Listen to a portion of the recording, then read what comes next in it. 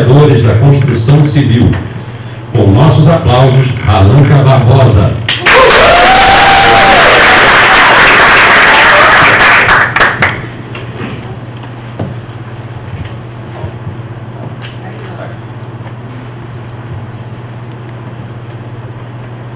Olá, boa noite. Boa noite. Hoje eu vou falar um pouco sobre o método espanhol, né? Que é um método de depilação na cera, e o passo a passo para realizarmos esse procedimento.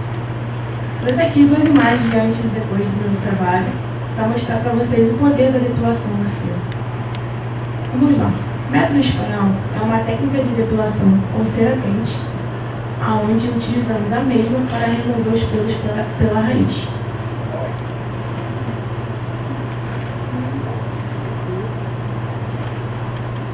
É o laser? É o laser outro lado. Isso, foi. O primeiro passo para realizar esse procedimento é usar o adstringente, na qual a ação dele vai ser remover qualquer oleosidade da pele, para trazer uma melhor aderência da cera e um melhor resultado. Segundo passo, nós aplicamos a cera com uma espátula, como essa que está aqui, na pele, e quando ela atinge a consistência elástica, nós puxamos na direção contrária ao crescimento do pelo. Após realizar todo esse processo de toda a remoção dos pelos, nós utilizamos a pinça para retirar qualquer pelo que tenha ficado e a cera não tenha alcançado, por estar grosso ou muito curto. E após esse procedimento, nós finalizamos com um gel calmante para trazer leveza e calma para essa pele, que foi um pouco fragilizada, porque a depilação com cera não deixa de ser uma agressão para a pele. Terminando aqui a minha breve apresentação, espero que tenham gostado e até a próxima.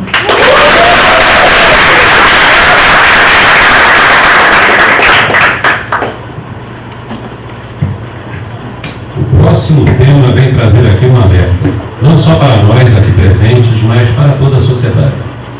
Mais uma vez, reiterando que a saúde é o bem mais precioso que temos. E o alerta é sobre a diabetes, que entre inúmeras doenças está em número alarmante, pois vem crescendo muito ao longo dos anos. Seja por hábitos de saúde inadequados ou por alguma correlação genética.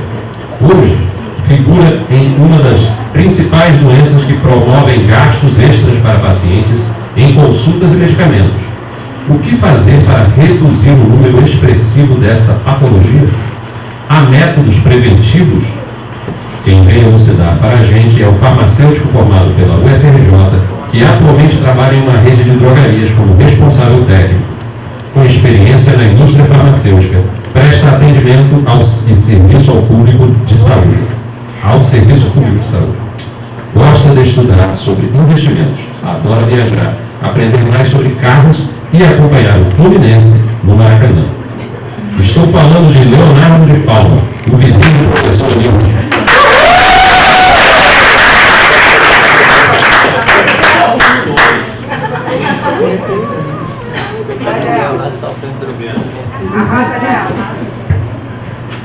Bom, gente, boa noite a todos. Estou muito feliz de estar aqui, é um prazer. Eu quero agradecer a todos vocês pelo seu tempo, pela disponibilidade de estar ouvindo todos nós aqui. Então, hoje eu venho debater um pouquinho sobre o que é diabetes, certo? Então, a diabetes, ela é uma diabetes. Muitos de vocês já passaram por um exame de sangue que apresentaram algum resultado para levar ao médico, de si próprio ou de algum familiar. Ao chegar no médico, o médico comunica com vocês, vocês precisam emagrecer ou precisam perder peso, vocês logo levam um susto. Como assim? O médico responde, você está com açúcar no sangue. Açúcar no sangue é um termo muito genérico. Eu quero abordar um pouquinho mais a profundo disso.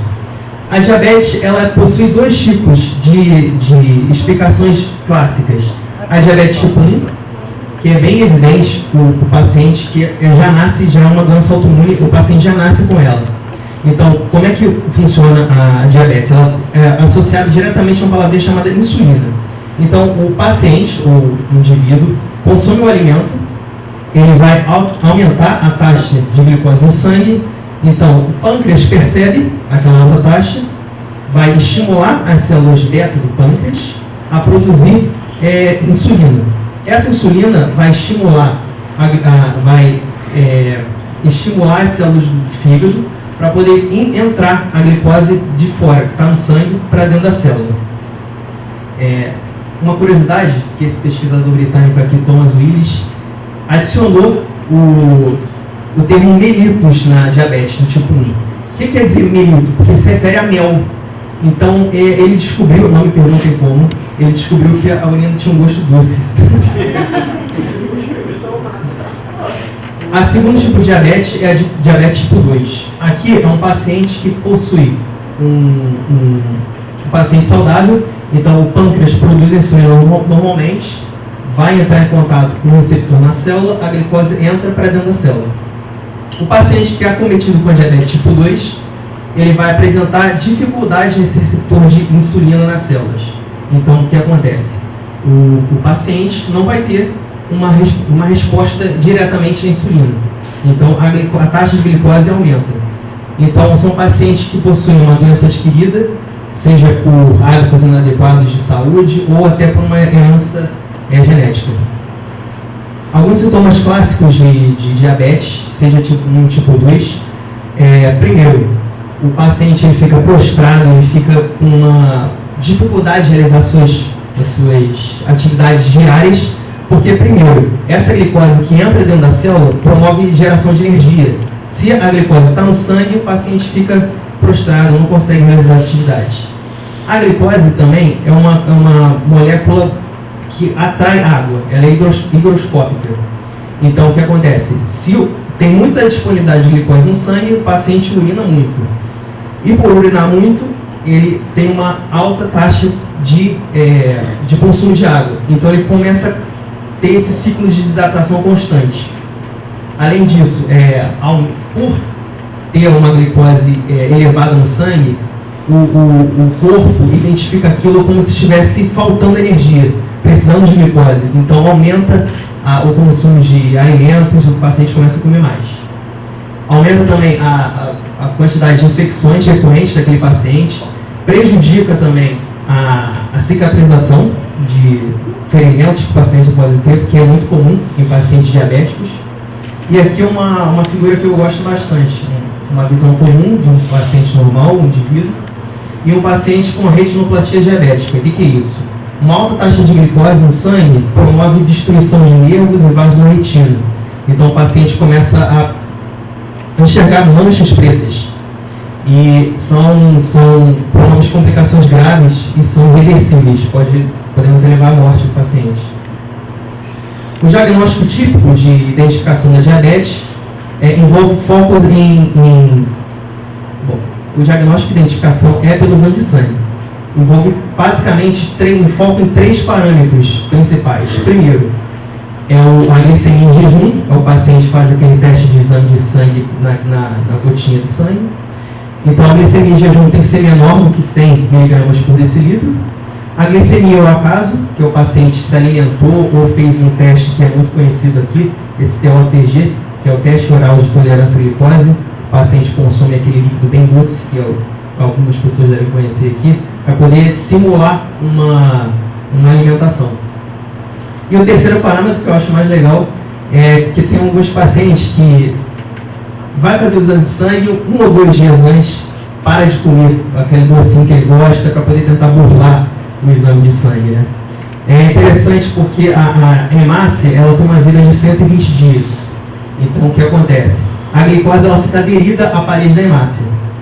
Então, não tem como burlar esse processo. Então, a hemoglobina glicada vai analisar justamente a porcentagem da glicose que está aderida naquela hemácia. Né? Então, pacientes que têm condições normais apresentam uma porcentagem menor que 5,7%, e pacientes que apresentam diabetes, essa porcentagem eleva acima de 6%. Os tratamentos que são fundamentais para diabetes tipo 1 é clássica. Diabetes tipo 1 é tratamento com insulina. Se o paciente não produz, é o suporte de insulina. Diabetes tipo 2 já envolve uma gama maior. O primeiro tratamentos são a biglamidas, que é um exemplo da metformina, que ela não vai atuar diretamente na produção da insulina. Ela vai reduzir a glicose disponível no sangue. O segundo tratamento são as sulfonilureias, que vai envolver diretamente a produção da insulina. Então vai estimular o pâncreas, aumentar essa produção de insulina para poder entrar em contato com o receptor.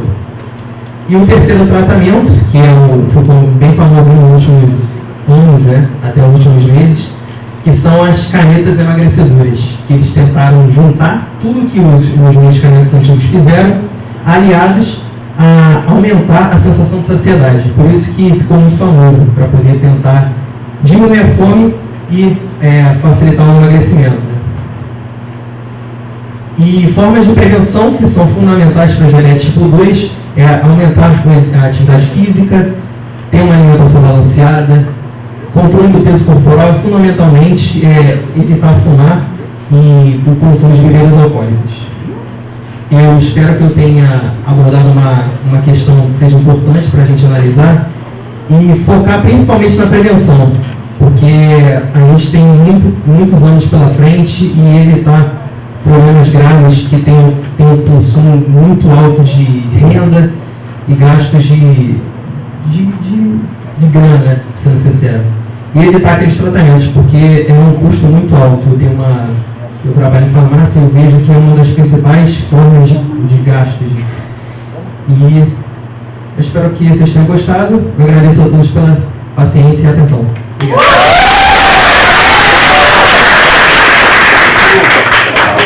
Fotografia de referência de bibliográfica.